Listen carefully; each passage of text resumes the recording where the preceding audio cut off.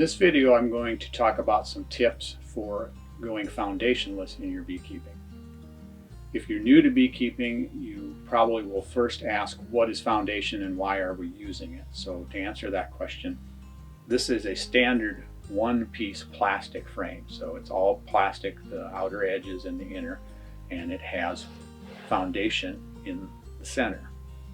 This is plastic that's been imprinted with the cell size, and it's the size that we want the bees to draw the cells out. A more common frame is made out of wood, and then you have a plastic insert that goes in the center of the frame. But in either case, the center has been coated with wax, and it has the cell size imprinted, and the bees will follow that and draw the cells out. The reason that we use foundation is we want the bees to draw the frames out following the frame, and we do not want them to draw comb across the frames. If they draw comb across the frames, then we can't remove one frame at a time to inspect the frame and to inspect the bees. Some reasons that you might want to go foundationless is if you're an organic beekeeper or an all-natural beekeeper, you may not want to contaminate your hives by adding the wax that's in foundation.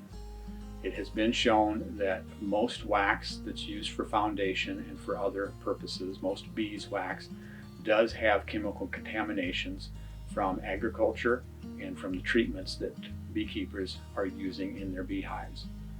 The most common reason that people go foundationless is so they don't have to introduce something foreign or some chemical into their hives. If you decide to go foundationless, one of the most common ways to get started is to use a standard wooden frame that uses a wedge to hold the foundation in. But instead of using the wedge to hold the foundation in, you will staple it in pointing down. This gives the bees an edge to follow, and they will follow that and draw the comb out from side to side and all the way down to the bottom of the frame. Another way to go foundationless is to buy foundationless wooden frames.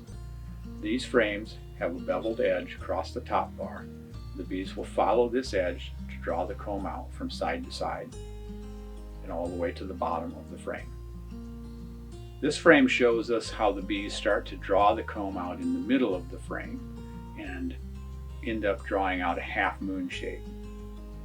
They do this because they hang from the frame in what's called festooning, and gravity has an effect, and so depending on how many bees are in the festooning cluster, they end up drawing out what looks like a half moon shape.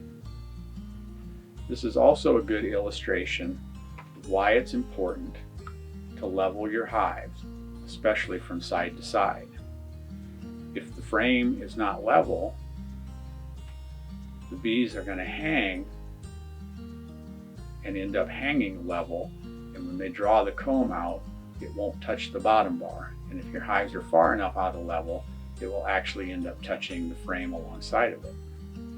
Your hives do need to be level from front to back, but it's not as important.